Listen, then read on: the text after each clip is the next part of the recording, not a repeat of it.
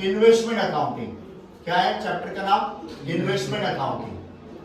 तो investment account में हम लोग पैसा कहाँ पे इन्वेस्ट करते हैं? बेसिकली शेयर्स में, बराबर। फिर हम लोग पैसा इन्वेस्ट करते हैं बच्चा डिबेंचर्स में, बराबर। फिर उसके अलावा हम लोग पैसा कहाँ पे इन्वेस्ट करते हैं? बॉन्ड्स में, गवर्नमेंट सिक्योरिटीज में हम लोग पैसा इन्वेस्ट करते हैं, बराबर। तो ये चैप्टर में हम लोग को बेसिकली ये जो पैसा हम लोग इन्वेस्ट कर रहे हैं उसके लिए अकाउंटिंग बनाना है, बराबर, उसका अकाउंटिंग दिखाना। तो इसमें शेयर छोड़ के बाकी सबका अकाउंटिंग एक ही होता है, बिकॉज सब में क्या मिलता है बच्चा? इंटरेस्ट।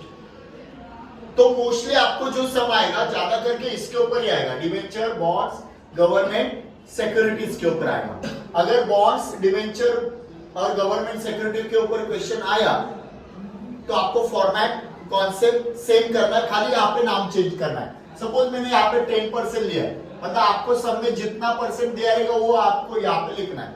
ये आपका फॉर्मेट है। यहाँ पे आएगा डेट, यहाँ पे लिखेंगे पर्टिकुलर्स, यहाँ पे आएगा बच्चा फेस वैल्यू, फिर उसका इंटरेस्ट, क्योंकि ये तीनों ज्यादा करके यही आएगा, डिवेंचर, बॉन्ड्स, गवर्नमेंट सिक्योरिटी, उसके ऊपर क्या आता है? इंटरेस्ट। इसलिए यहाँ पे इंटरेस्ट का कॉलम बनेगा। अगर शेयर का सब रहेगा तो यहाँ पे मिडल में क्या आएगा? डिविडेंड। क्या आता है? डिविडेंड। फिर एक कॉस्ट वैल्यू, कॉस्ट वैल्यू यानी मार्केट वैल्यू। क्या होता है? Market value. फिर अगेन ये आपका डेबिट पार्ट हो गया, सेम क्रेडिट में डेट, फिर यहाँ पे क्या आएगा? पर्टिकुलर्स, बराबर, face value, interest, cost value. Cost value यानी मार्केट वैल्यू। तो आपको इसमें क्या करना है? आपको 4-5 ट्रांजेक्शन रिकॉर्ड करना है इसमें।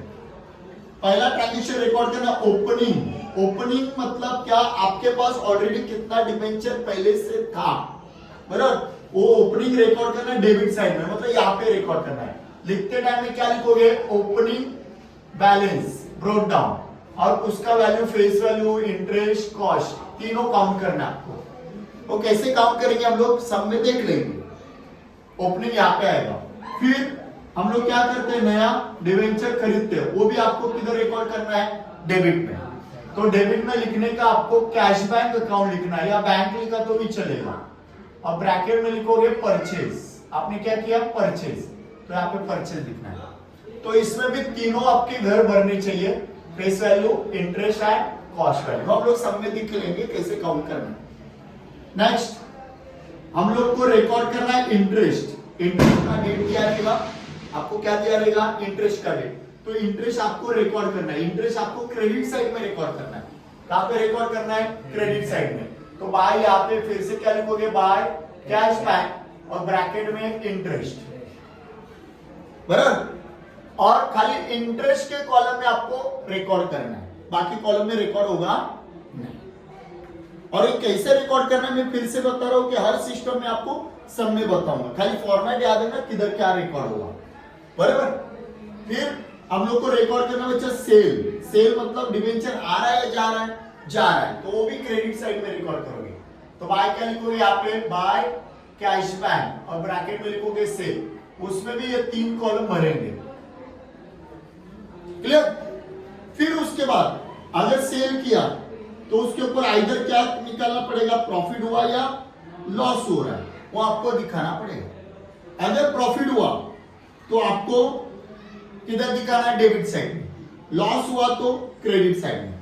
तो वो कैसे काउंट करना है, क्या करना है, प्रॉफिट कैसे आएगा, लॉस कैसे आएगा, वो हम लोग फिर से बता रहा हूं, हर चीज में सब में एक्सप्लेन करूंगा, खाली फॉर्मेट याद है ना कि कैसे करना है।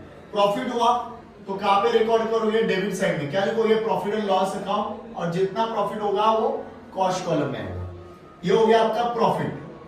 अगर लॉस हुआ तो यहाँ पे रिकॉर्ड करेंगे profit and loss account, bracket में आएगा लॉस, और कौन से कॉलम में आएगा? Cost column. तो इतनी चीजें आपको रिकॉर्ड करनी है। Opening balance, purchase debit side, interest credit side में, सेल क्रेडिट साइड में, उसके ऊपर फटाक से क्या निकालने का? प्रॉफिट और लॉस। प्रॉफिट हुआ तो डेबिट साइड, लॉस हुआ तो क्रेडिट। इतना रिकॉर्ड करने का आपको 15 मार्क्स है। डिफिकल्ट कुछ नहीं।